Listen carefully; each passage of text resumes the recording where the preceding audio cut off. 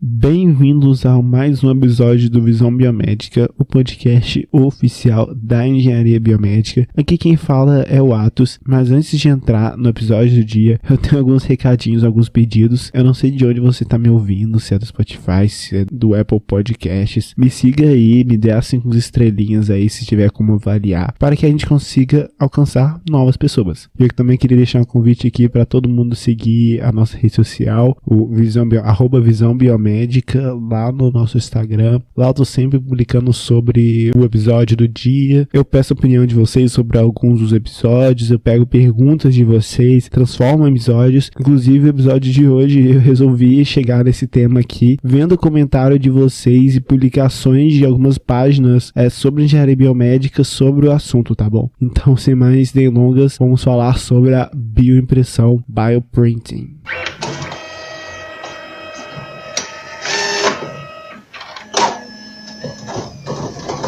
A bioimpressão pode ser definida como a utilização de células e outros produtos biológicos na impressão para montagem de tecidos e órgãos a partir da deposição de camadas auxiliadas por um computador, podendo ser utilizada para medicina regenerativa, em estudos farmacocinéticos, bem como outros estudos biológicos. Tá, mas o que é isso, né? A tecnologia permite o desenvolvimento de construção de órgãos ou tecidos que não requerem uma vascularização substancial, então seriam órgãos mais simples por enquanto, né? Bem como modelos de mini tecidos, mini órgãos, mimetizando a biologia natural para estudos de novos medicamentos, como por exemplo, o próprio tratamento do câncer, criando grandes potenciais na utilização de alternativas terapêuticas tanto na medicina humana quanto veterinária. Uma das principais aplicações da tecnologia da bioimpressão é a fabricação de um modelo farmacocinético in vitro para avaliar os efeitos colaterais e o sítio de ação de novos fármacos, as suas respectivas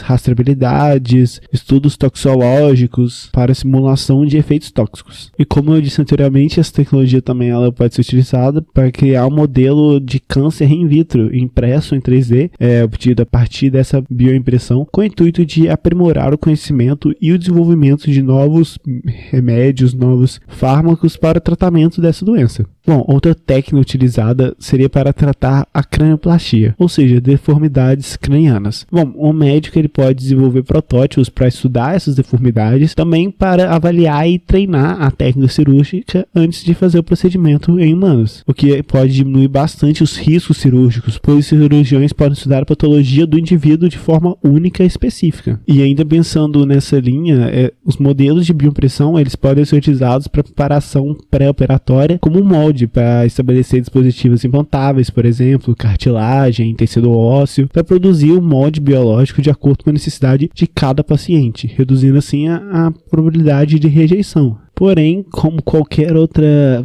pesquisa aí, a gente enfrenta dificuldades, embora as pesquisas tenham aumentado, né, de como produzir esses órgãos, esses mini órgãos, que geram uma expectativa enorme na utilização em enxertos de tecidos e transplantes de órgãos.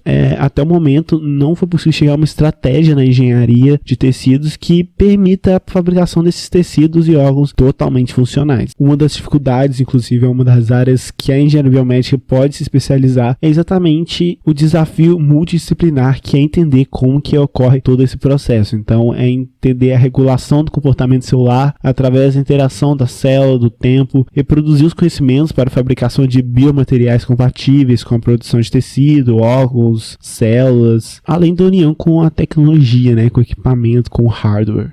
Eu não conseguiria fazer um episódio sobre bioimpressão se eu não falasse um pouquinho da célula-tronco. As células-tronco são células que possuem grande potencial de diferenciação, com capacidade de proliferação e auto-renovação, dando origem a diferentes linhagens celulares especializadas. Isso podem ser estimuladas para formar vários tipos diferentes de células funcionais.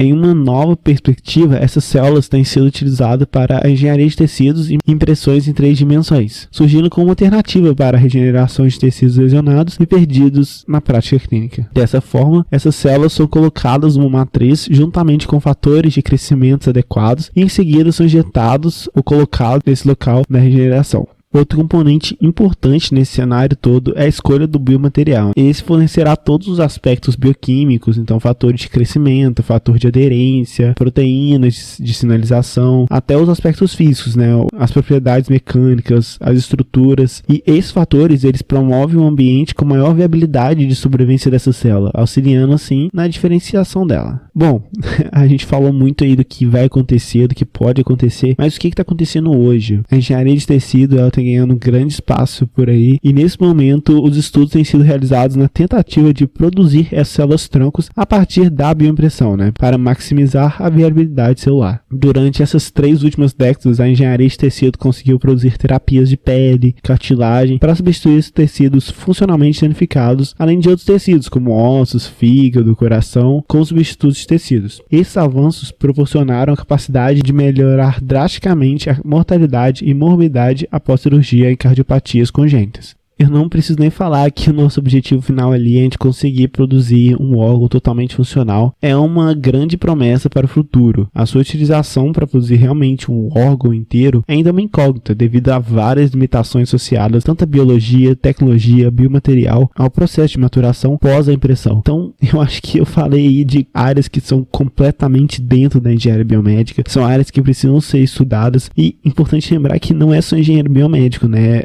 Como eu falei, é uma área extremamente multidisciplinar, então a gente precisa de médico, de engenheiro biomédico, precisa de biomédicos, farmacêuticos, ainda tem muito a se pesquisar com um futuro bastante promissor. Embora tenha um pouco de polêmica relacionada às células tronco, de como adquirir essas células, de como fazer a biopressão, ela resolveria esse impasse que a gente tem, porque a gente sabe a importância das células tronco, tudo que a gente consegue fazer com ela, então a bioimpressão com certeza seria um enorme avanço na medicina como a gente vê hoje, porque se você pensar bem, se você vê uma célula aí que já não está funcionando bem, é só tirar e substituir por outra, né? Existem muitas discussões de vários tipos sobre tecnologias que usam esse tipo de informação, mas que com o passar do tempo a gente vai conseguindo ter as nossas respostas, a gente vai conseguindo se ajudar e evoluindo. Mas eu acho que é importante a gente pensar em como que a utilização da bioimpressão em terapia, ou até mesmo a produção de mini-órgãos, ainda não é totalmente viável, né? Porque não existem protocolos que avaliem aspectos da proliferação do celular, da expressão da proteína, da quimiorresistência.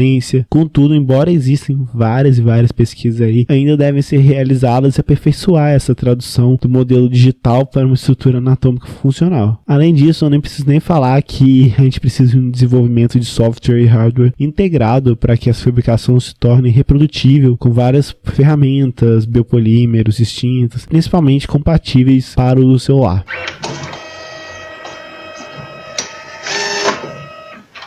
Bom, gente, o episódio de hoje é mais curtinho mesmo. Você já trabalhou aí, já teve interesse nessa área? Me conta lá no nosso post no Instagram. E é isso, gente. Muito obrigado.